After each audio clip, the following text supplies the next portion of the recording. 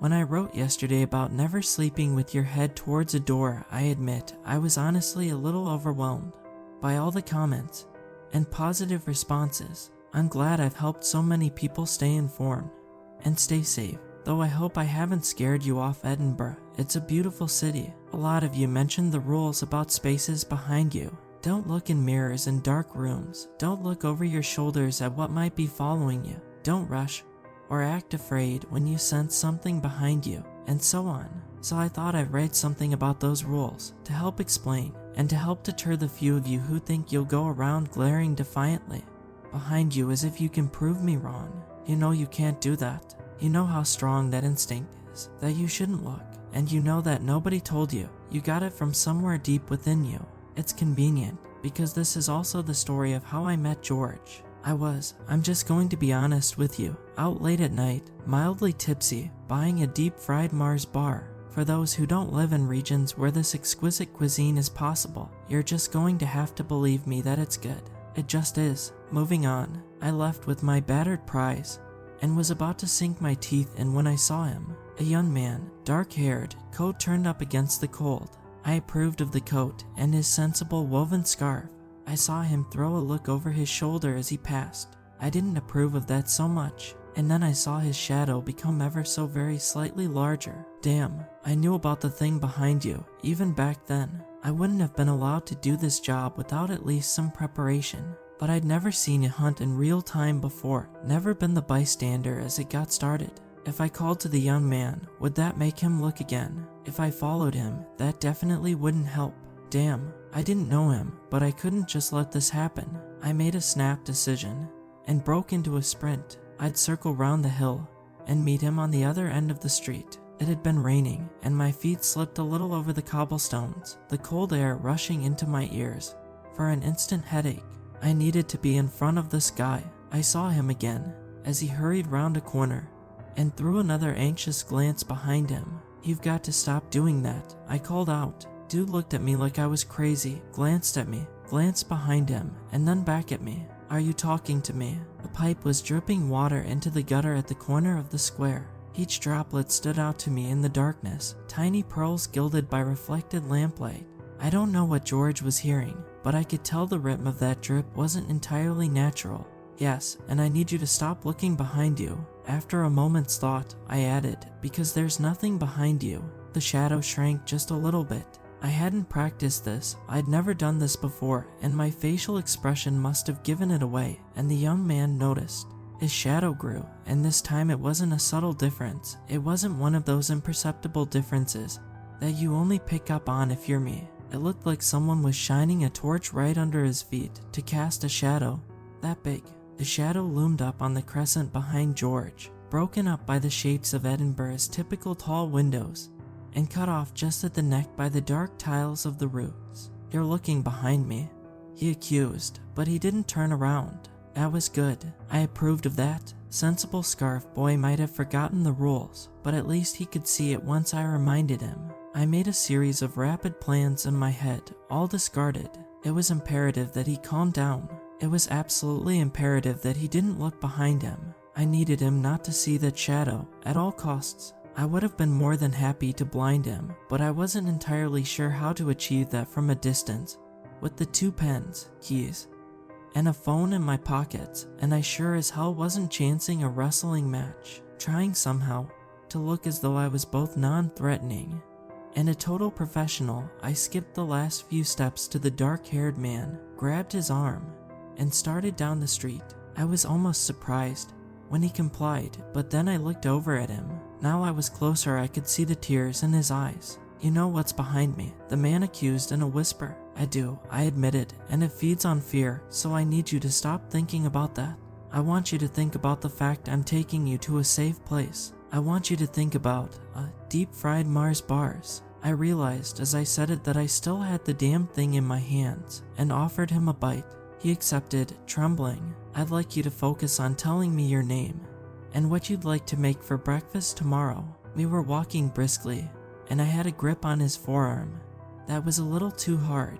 I shifted it to his shoulder. The thing behind him was substantial enough now that it was casting its own shadow. I prayed he didn't notice. I couldn't make out much from the shadow, but it looked like it had a pretty long knife. George was all he offered in response. I suppose that is fair, given how terrified he was. Okay, George, we're going to. Screw it, my place is too far. We're just going to pop into the library. That's a couple streets over. There were 3 sets of footsteps on the cobblestones. I hurried mine along, wanting to make sure George didn't notice. Kept up a patter of completely meaningless talk. The thing behind George's knife got longer. The relief when I saw the light spilling from the front door of my local library absolutely drenched me.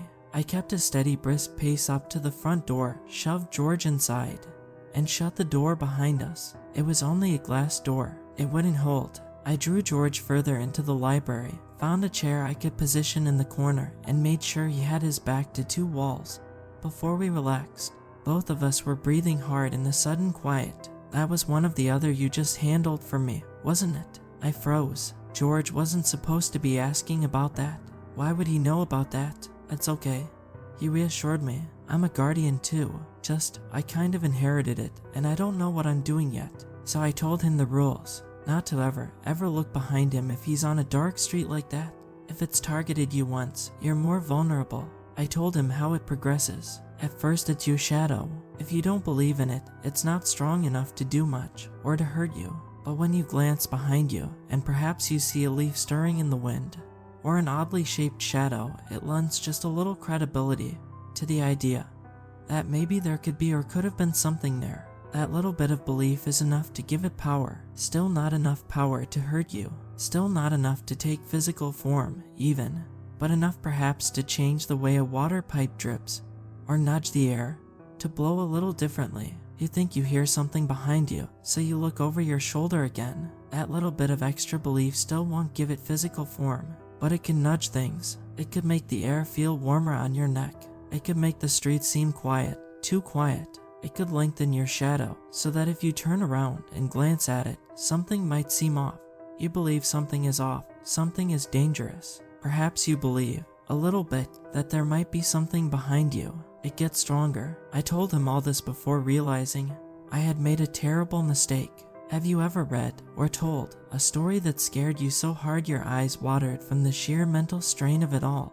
Like your fear was leaking in liquid form from the nearest outlet. I'd made sure George had his back to a wall.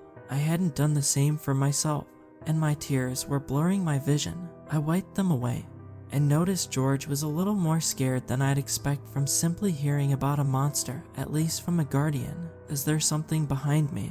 I asked in the most measured, calm voice I could possibly summon. Absolutely not. A book fell on my head. There is definitely nothing behind you. I could feel the breath on my neck, just as I'd mentioned it. I wished I hadn't used that example. I hate breath on my neck. Please, look at me. I think in hindsight George's nurse training kicked in. I looked at him, tried to actually stop scanning the empty library aisle for anything to help, and looked at him, right into his eyes. He has chocolate brown eyes. There is absolutely nothing behind you. There never has been. You are safe. You are completely safe.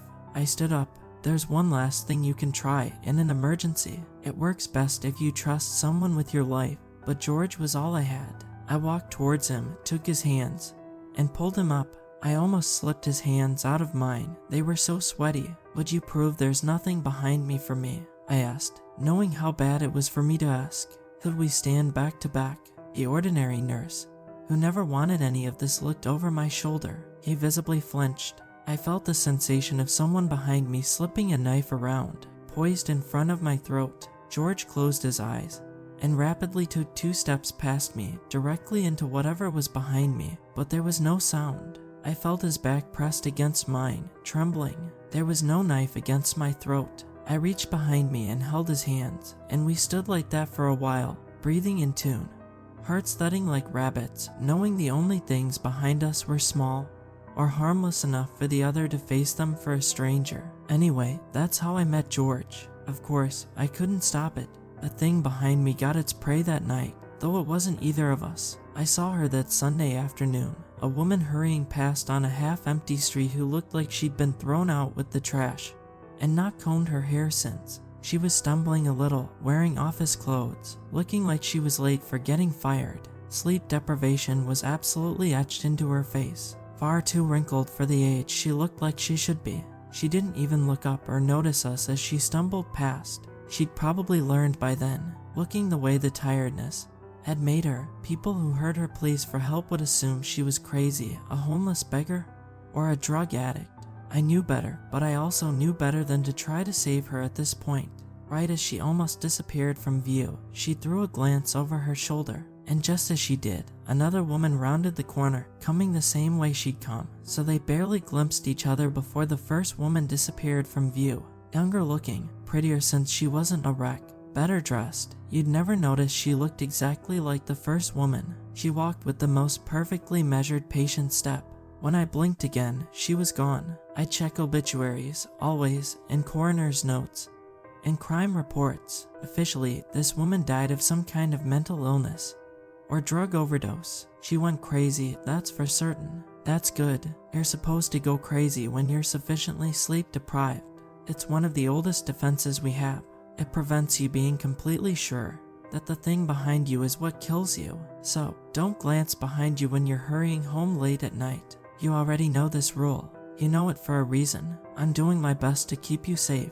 It was risky to write this, and risky to make you believe a little more, so you better have followed all the instructions. Sleep with one side of your bed against the wall. Tell your friends that they shouldn't be glancing over their shoulders, because it'll only make them more scared.